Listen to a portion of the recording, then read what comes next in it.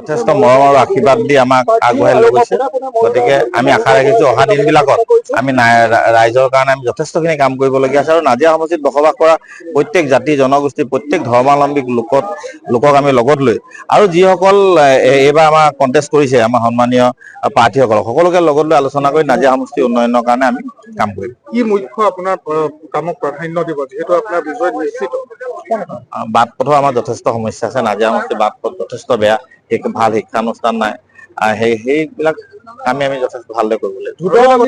ধুদুৱালিটো মানুহে সদায় সমালোচনা কৰি থাকে, কিন্তু 15টা বছৰ কোনো কালে ধুদুৱালিটো উন্নতিকৰণ নহল, কি ক'ব?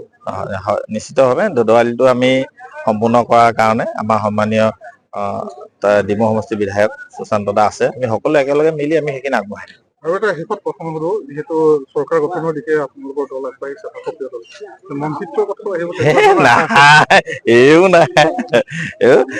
মোৰ নিচিনা একেবাৰে সাধাৰণ ঘৰৰ ল'ৰা এটাক মাননীয় মুখ্যমন্ত্ৰী মহোদয়ে টিকেট দি আজি যি পৰ্যায়লৈ নিছে মই তাতে যথেষ্ট সুখী। মাননীয় মুখ্যমন্ত্ৰী মহোদয়ক আন্তৰিকতাৰে ধন্যবাদ জ্ঞাপন কৰিছো। নাজিৰাবাসী ৰাইজে আমাৰ নিচিনা সাধাৰণ ঘৰৰ ল'ৰা এটাক যে ইমান মৰম ইমান আশীৰ্বাদ দিলে, আমি নাজিৰাবাসী ৰাইজৰ শ্ৰীচৰণত সেৱা নিবেদন কৰিছো। সাধাৰণ ঘৰৰ টেগলাইন এটা লৈ পেলাই মুখ্যমন্ত্ৰীয়ে আগবাঢ়িছিলে, তাৰ মাজত আপুনি অন্যতম আছিলে। আপুনি সাধাৰণ ঘৰৰ ল'ৰা বুলি কৈছে।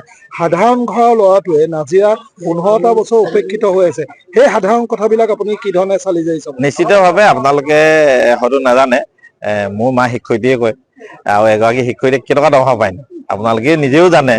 আৰু সেই ধৰণে আমি তেনেকেই আমাৰ 3টা ককাই ভাই, গতিকে আমি খুব মানে অভাৱ অনাটনৰ মাজেদি আমি পাৰ হোৱা। গতিকে আমি ল'ৰা ছোৱালীখিনি শিক্ষাৰ ক্ষেত্ৰত আমাৰ যথেষ্টখিনি কৰিবলগীয়া আছে।